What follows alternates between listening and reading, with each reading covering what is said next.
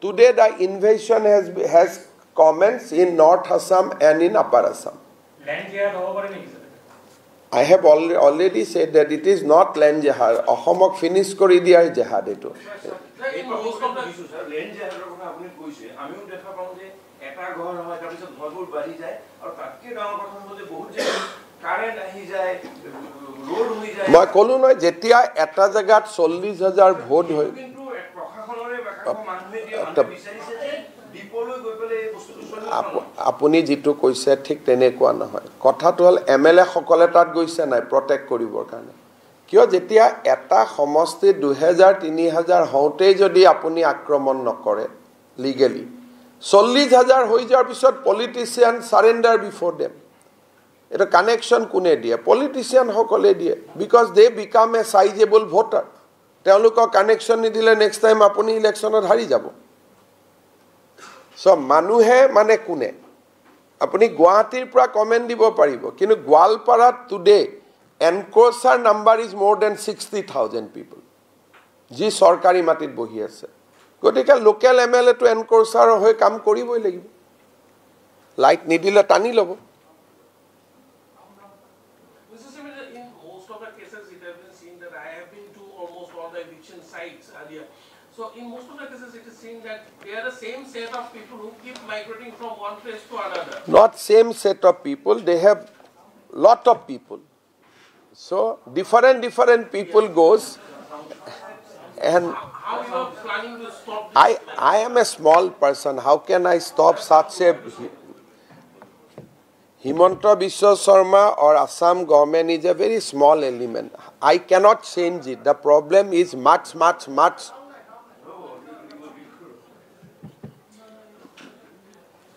এটো সমস্যা ইমানে ডাঙৰ যে ইয়াক কোনেও চেঞ্জ কৰাৰ কাৰণে কাৰো লগত মেজিক ফৰ্মুলা নাই জুজি থাকিব লাগিব আমাৰ বহুত মানুহে এনেকে কয় চেঞ্জ কৰক আপুনি এটা মুখ্যমন্ত্ৰী হৈছে is it not easy the encroachment under forest যদি মই আপোনালোকক কওঁ the total area encroachment in forest is 63 lakhs bigha তাৰ ভিতৰত কিছুমান জনজাতি লোক আছে যাক আমি যেতিয়া ফৰেষ্ট ৰাইটছৰ পাত্তা দি দিম নাম্বাৰটো কমি আহিব বাট যদি ইয়াৰ 50% টু নন ট্ৰাইবেল বুলি ধৰো বা 60% বুলি ধৰো কাৰণ ট্ৰাইবেল মানুহখিনি পাত্তা পাব যোগ্য as per forest protection act তেওঁলোকক আমি পাত্তা দিয়াৰ কাম কৰি আছো তো এই নাম্বাৰটো কমি আহিব কিন্তু দিস প্ৰবলেম ইয়াত বহি কোনেও visualize koribo nuare. So these 63 lakhs because are still under encroachment. As of today when we are talking. So this is not to be precisely number is 63 lakhs 58,979 bigha. Forest land. Only forest. No, total. Only forest is 29 lakhs 27,966 bigha. এতিয়া বসুন্ধৰা আহাৰ পিছত বা আমাৰ forest right আহাৰ পিছত নাম্বাৰটো কমি যাব কিন্তু ওয়াইল্ড লাইফ বা ফৰেষ্টটো এতিয়াও 29 lakhs বিঘা তাৰ মানে it will be if you convert it to acre then 9 lakhs acre so এইটো বস্তু 3-4 বছৰ কৰিব পৰা কাম নহয় কোনোবা এখন সরকারে নেক্সট 25 ইয়ার্স লাগি থাকিলেহে গৈ পেলাই সমাধান হ'ব মুখ্যমন্ত্রী মহোদয় যেহেতু এই কন্টিনিউয়াস প্রসেসত কৰি আজি এই অৱস্থালৈকে আহিছে আৰু ৰাইট নাও আপুনি এটা ষ্টেপ লৈ আছে গতিকে এটা ফিচাৰলৈকে যে ফিচাৰত কৰিব নোৱাৰে তাৰ কাৰণে এটা ডিপাৰ্টমেন্ট খুলিব নেকি বা জনে প্ৰটেকচনৰ দায়িত্ব থাকে যে ফাৰ্ডাৰ ডিপাৰ্টমেন্ট মানে কি ফৰেষ্ট তো ডিপাৰ্টমেন্টে এটা ফৰেষ্ট তো এটা ডিপাৰ্টমেন্টে আৰু ফৰেষ্ট ডিপাৰ্টমেন্টৰ মানুহটো সকলো ফৰেষ্টতে আছে কিন্তু যেতিয়া ৰাতিৰ ভিতৰতে 5000 মানুহ আহি গছ গটি ভাঙি বহি লয় ফৰেষ্ট ডিপাৰ্টমেন্টে কি কৰিব পুলিচক তো তেওঁলোকৰ হাতত তো আজিলৈকে অৰ্ডাৰে নাছিল যে গুলি চলাব পাৰে The answer is not department. Answer is a strong, uncompromising government. So department e ki koribo. Etia to amar মই DFO এজন আছিলে গোৱালপাৰা তেওঁৱে গোটেই মাটিত মানুহবিলাক আনি বহুৱাই দিলে যিজন DFO আছিলে কি নাম Suleiman Chaudhary he was made DFO in that division by the Congress government আৰু তেওঁ দিনতে গোটেই গোৱালপাৰা জিলাখনত ফৰেষ্টত মানুহ সোমাই গ'ল এতিয়া তেওঁ এভিক্টেড মানুহখিনি মানে এনক্ৰোচাৰৰ উকিল ফৰেষ্টৰ DFO যোনে ফৰেষ্ট ৰক্ষা কৰাৰ শপত খাই দৰমহা লৈ ৰিটায়াৰ কৰিলে তেওঁ এতিয়া ফৰেষ্ট ডেষ্ট্ৰয় কৰা মানুহৰ উকিল হৈছে So answer department no hoy answer is strong chief minister strong government uncompromising ete amake demoralize kori thakibo ei mati adanik dibo ambanik dibo jodi apuni demoralize hoy gol khatam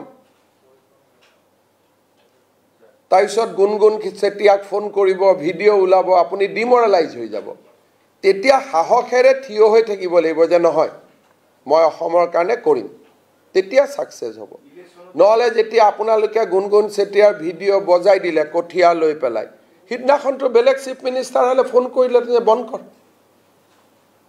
কিন্তু যেহেতু আমি খসাটো জানো মুৰকে গুটে WhatsApp ভৰি গল আপুনি অমুক মানুহক eviction কৰিছে 13 ঘৰ মোৰ ওপৰত ইমান প্ৰেছাৰ পৰিলে তেটা মই কলো যে নহয় মই ঠিক কৰি আছো 13 ঘৰ মানুহে মাটি পাব বাকি মানুহৰ লগত আপোনালোকৰ কথা নাই বলে নাই So, jitu harassment sole, ete Akhil Gogoi goise, ei Himanta Biswa Sarmaye kothia hek kori dile, ses. Jitu video, hetu video to 2 lakh manuhe sai. Sale to manuhe to najane je kar kothia to kar asile. Je eto South Salmarar pra manuhe goi tate kothia ruisile. Ei kothakhini sahokhere kobo para mukhyamantri ejon to lagibo, mantri ejon to lagibo. কালিয়ে রাহুল গান্ধী আইব আই কি শিকিব আদানিক মাটি দিলে আম্বানিক মাটি দিলে কেনে মই কৈছো আমাৰ গড় কেটা আদানি হাতী কেটা আম্বানি ঘুৰি আহিছে কালি ৰাহুল গান্ধী তাত নাই এনেকুৱাই মানে যেটো ট্ৰেইনিং কৰা হৈছে এনেকুৱাই ট্ৰেইনিং যাতে আপুনি আতৰি যায় there is a lot of psychological আহে দুখিয়া মানুহৰ আহিব একেদিন ইন্টাৰনেশ্যনেল ৱেবসাইট বিলাকত এই মানুহ বিলাকৰ ফটো আহি আছে থ্ৰেড দিয়া হৈ আছে মোৰ নামত Good day, আপোনালোকে ইন্টাৰনেশ্যনেল ৱেবসাইট বিলাক পাৰ্টিকুলাৰ কিছুমান দেশৰ ৱেবসাইট বিলাকত সেই থ্ৰেডটোক থিয় হৈ থাকিবৰ কাৰণে বেলেগ ধৰণৰ আপোনাক উইল পাৱাৰ লাগিব একাৰণে ইয়াত ডিপাৰ্টমেন্টৰ কথা নাই ইয়াত আপোনাক ষ্ট্ৰং গভৰ্নমেন্ট লাগিব আপোনাক কোনখন আপুনি কক অসমৰ জাতীয়তাবাদী নেতাবিলাকেও ইয়াক ক্ৰিটিসাইজ কৰি আছে কালি পৰখে মই লুৰিনজ্যোতি গগৈ ষ্টেটমেন্ট দেখি আছো এবিলাক কি আমি অসমৰ কাৰণে কৰা নাই নি সো এই যে স্টেটমেন্ট বুলা দিলে তেওঁলোকক বিশ্বাস কৰা মানুহ আছে আৰে হিমন্ত বিশ্ব শৰ্মা এবোৰ কাবাক দিবৰ কাৰণে কৰি আছে ইমানটোৰ মাজত ষ্টেণ্ড লৈ থিয় হৈ থাকিবৰ কাৰণে ডিপাৰ্টমেন্টৰ প্ৰয়োজন নাই ষ্ট্ৰং সৰকাৰ এখনৰ প্ৰয়োজন ডিপাৰ্টমেন্টটো হাজাৰ হাজাৰ সৰকাৰত আহি থাকিব গৈ থাকিব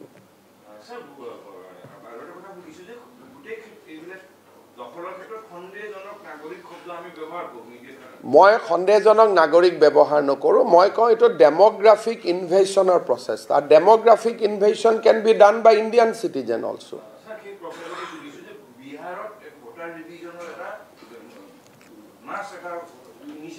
সব আমাৰো ইয়াত এনআৰসি হৈছে আৰু কি আহিব কি নাহিব মই নাজানো কিন্তু সাউথ সালমাৰা মানকাছাৰত আপোনাৰ কোনো মেকানিজম নাই হাইলাকান্দিৰ আপোনাৰ কোনো মেকানিজম নাই গতিকে অসমৰ সমস্যাটো কোনোবা ষ্টেটত কিবা হৈ থকালৈ ইয়াতে তাক আনি সমাধান নহয় অসমৰ আমাৰ সমস্যা ইয়াত আসামিজ কাইন্ড অফ সলিউশন লাগিব গতিকে আমাৰ নিজৰ সলিউশন লাগিব ইয়াতে ইন্ডিজেনাস সলিউশন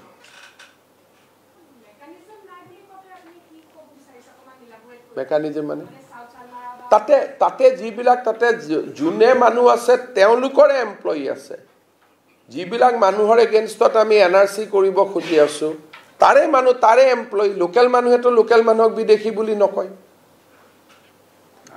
তাতে লোকেল BLO এজনে গাঁৱৰ এগৰাকী মহিলা BLO অংগনবাদী ৱৰ্কাৰ তেওঁ গাঁৱৰ মুৰব্বীজনক কেনেকৈ বিদেশী বুলি ক'ব তাত মেকানিজমে নাই সেইকাৰণে NRC খন আমি কৰিব নোৱাৰিলো ভাবা মতে কাৰণ গাঁৱৰ ভিতৰৰ গাঁৱত এগৰাকী অংগনবাদী কৰ্মী এগৰাকী কোনোবা গাঁও পঞ্চায়তৰ সেক্ৰেটাৰী আমাৰ NRC খন বনোৱাৰ দায়িত্ব তেওঁ নিজৰ গাঁৱৰ খুৰা মহাপেহাক তেওঁ কেনেকৈ ক'ব এওঁলোক বিদেশী বুলি আৰু তাত আমাৰো মেকানিজম নাই আমি যদি শিৱসাগৰ যোৰহাটৰ পৰা কোনোবা এগৰাকীক তাতে পোষ্টিংও দিওঁ দুদিন পিছতে ট্ৰান্সফাৰৰ কাৰণে ৰিকুৱেষ্ট আহিয়ে যায় সেইকাৰণে অসমৰ সমস্যাটো কোনো বাহিৰা ষ্টেটৰ লগত মিলাই নহয় ইয়াত যুঁজি থাকোতে ইম্প্ৰভাইজ হৈ গৈ থাকে যেনেকৈ ৰাছিয়া ইউক্ৰেইনৰ যুদ্ধ হ'ল প্ৰথমতে যি আৰ্মছ ব্যৱহাৰ কৰিলে যুদ্ধৰ সময়ত তাৰ বেলেগ ৰিভিজন আহি থাকিলে গতিকে when you are at war strategy keeps on developing Do you think that the revision of NRC will have been মই ক'লোৱে নহয় মোৰ এইবিলাকৰ প্ৰতি I have a different strategy মই এইবিলাকত মানে এইবিলাকত মই নাই এইবিলাকত থাকিলে আপুনি 1,29,000 বিঘা মাটি সাফ কৰিব নোৱাৰিলে এইবিলাক শব্দ মই এট্ৰেক্টেড নহওঁ মই জানো যে মোৰ লাইন অফ একশন কি strong government you take decisive action problem will be resolve এতিয়া NRC এ কি কৰিব উৰিয়াম ঘাটত মানুহখনে ঢিং লাহৰি ঘাটৰ কাগজ উলিয়াই দিব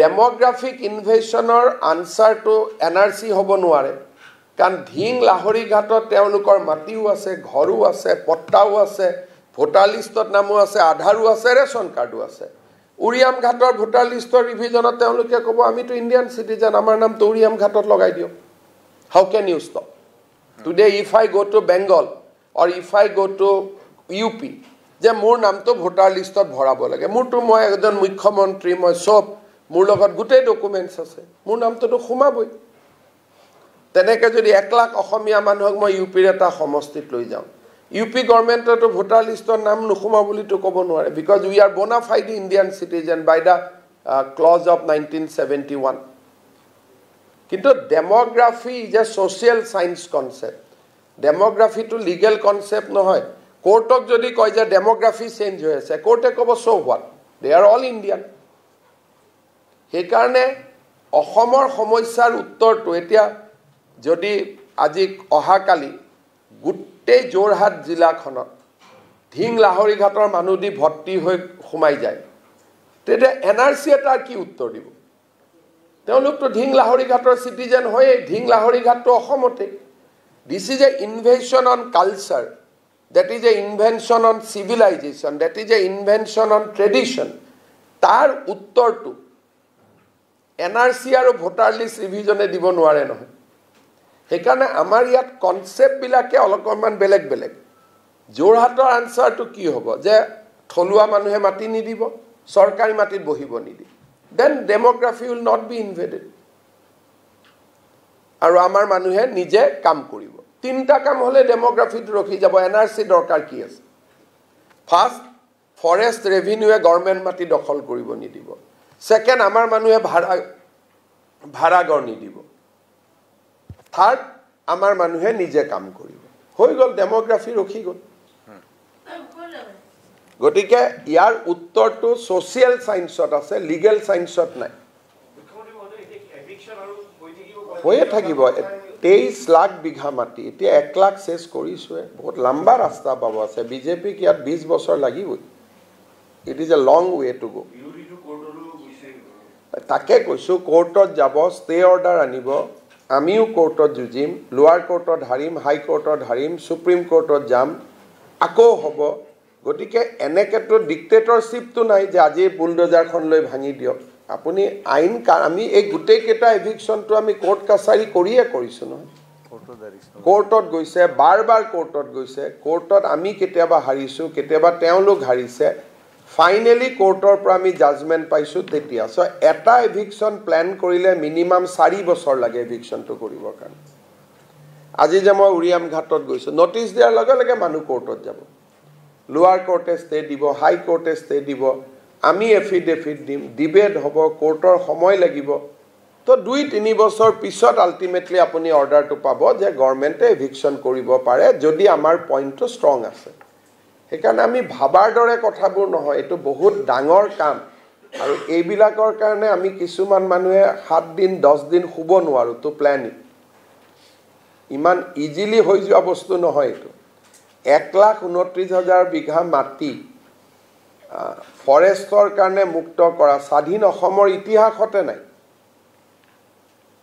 স্বাধীন অসমৰ ইতিহাসত এনক্ৰোচমেন্ট হোৱা আছে ইয়াৰ লগত আৰু এটা ডাঙৰ আমি কাম কৰি আছো নতুন মাটি আমি এনক্ৰোচ হ'ব দিয়া নাই that is another plus point আগতে যিমান এভিকশ্যন কৰো সিমান নতুন এনক্ৰোচ হৈ যায় সো আমাৰ চৰকাৰৰ দিনত আমি নতুন মাটি এনক্ৰোচ কৰিব দিয়া আৰু আমাৰ অফিচাৰ বিলাকেও বেয়া পায় এভিকশ্যন কৰি তেওঁলোকেও যুক্তি দি থাকে স্যাৰ অমুকৰ প্ৰাহা স্যাৰ এটো আমিয়ে বহাই দিয়া স্যাৰ অমুক তেওঁলোকেও লোকেল পলিটিক্যাল প্ৰেছাৰত আহে আপুনি দুবাৰ তিনবাৰ ডিসি চেঞ্জ কৰিব লাগে যেতিয়ালৈকে এজন ডিসিৰ সেই ফ্ৰেমটোত নাহে গতিকে বহুতখিনি কাম কৰিব লাগে এতিয়াও যদি আপোনালোকে চাই কিছুমান ডিস্ট্ৰিক্টত এভিকশ্যন বহুত কম কাৰণ তাৰ ডিসি সকলৰ মেন্টালিটিটো এটো নহয় ষ্টেটাস কো আৰে মোৰ 2 বছৰৰ কাৰণে আহিছো কিয় আৰু মই বিলাকত সোমাম এতিয়া একেদিন মই কলেও নকৰিব কব ৰখ ইলেকশ্যন আছে গতিকে একেটা দিন এবিলাকত নুসুমাও তেনেকুৱাও থাকে গতিকে It is a long battle. এখন যুদ্ধ কেনেকে কৰিব লাগে অকল যুদ্ধ কৰি থকা মানুহখিনিয়ে গম পায় Sir, did you say that in all these districts where elections are taking place, have the DCs struck off the names from the voter list? It has to be as because they have a name in their original village. You cannot have 2 names, one name in 2 places. So once you are evicted, the village, the houses is gone. The DC, I do not know whether they have done or not, but they have to. If the person is not there, how can their name be in that voter list? Today these guys, suppose they have gone from South Salmara, Kasar, Gwalpara to Lakhimpur. So now they have been evicted. They have gone back to South Salmara, Kasar. So their name will be in South Salmara, Kasar. Their name will not be in Lakhimpur. So our job is to protect the Assamese constituency or the local indigenous constituencies. So then in that case you won't have the record of how many names have been removed? We have everything. So then how many names have been Because I don't know you will ask me that question, so I am not come with that So data. how many people have been evicted, Almost 50,000 people has been evicted so far. But their names is somewhere they will be in the voter list in Assam. Their name will not be cut from Assam voter list provided they are Indian citizen or they are proper citizen. But their dual name will be cut off because they have names in 2-3 parts. So some organizations are trying to intimidate the government by demanding autonomous council in the name of the religion. So how do you see this? Cholo, sabka dukan chalte rehna sahi. I don't see anything. I don't read all this news. Sir, one political question. Tomorrow, Rahul Gandhi is visiting Assam. Last time he visited, there was also law and order situation and cases. You see, now he has lost the election. Why I spend time on him? Now he is not that important. So he lost. After that, he lost series of elections. So why should I spend my time on him? Sir, Rahul Gandhi, অসমত আহা দিনাও election চলিব নেকি? বলবে না election বন্ধ থাকিব। এটা কোনে প্ৰশ্নটো খুদিলে এনেকুৱা প্ৰশ্ন কৰিলে মই কেনেকৈ উত্তৰ দিম এভিকশ্যন আৰু ৰাহুল গান্ধীৰ সম্পৰ্ক কি কেতিয়াবা যদি কিবা বেলেগ এভিকশ্যন লাগে এটো কাৰণে আমি অসমে এক্সপাৰ্টাইজ দি দিম হ'ব আৰু কিবা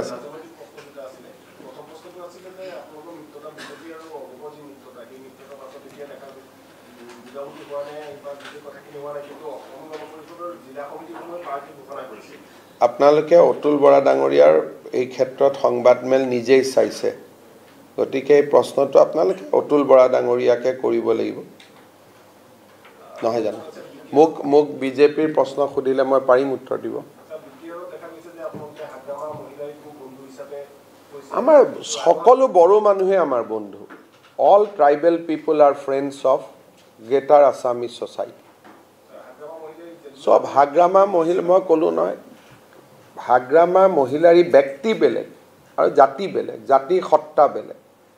কালি যদি যিকোনো বড়ো মানুহ, আমাৰো লিডাৰ এজনে যদি ক্ৰাইম কৰে তেওঁকো পুলিচে একশ্যন ল'ব, কিন্তু আমাৰ পলিচিটো হৈছে যে we do not go into conflict with tribal people.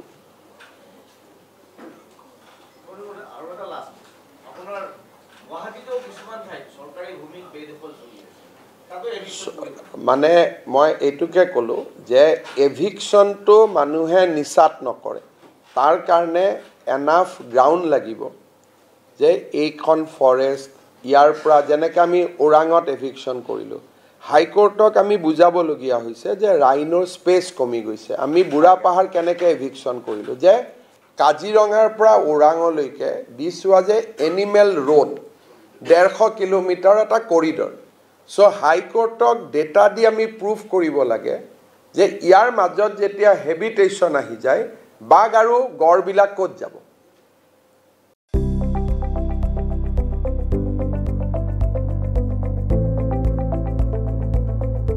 NB news, সহজ সৰল ভাষাত নৱভাৰতৰ কথা।